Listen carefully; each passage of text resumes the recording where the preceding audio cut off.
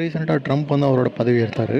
அப்போ நிறையா தீர்மானங்கள் இயற்றப்பட்டாங்க. எல்லாமே ரொம்ப வித்தியாசமாக தான் இருந்துச்சு. என்னடா இது அப்படின்ற மாதிரி தான் இருந்துச்சு. பட் ஆனால் இப்போ அவர் என்ன சொல்லியிருக்காருன்னு பார்த்தீங்கன்னா, இந்தியாவிலேருந்து அதாவது இந்தியாவிலேருந்து யூஎஸ்க்கு இல்லீகலாக போன 18,000 பீப்புள்ஸை வந்து நாங்கள் ஐடென்டிஃபை பண்ணி இந்தியாவுக்கு சென்ட் பண்ணுறோம், ரிட்டர்ன் பேக் பண்ணுறோம் அப்படின்ற மாதிரி சொல்கிறாரு. அதை வந்து மோடிஜி அவரோட கவர்மெண்ட்டும் நம்மளோட இந்தியன் கவர்மெண்ட்டும் அதை வந்து ஏற்றுக்கிட்டாங்க.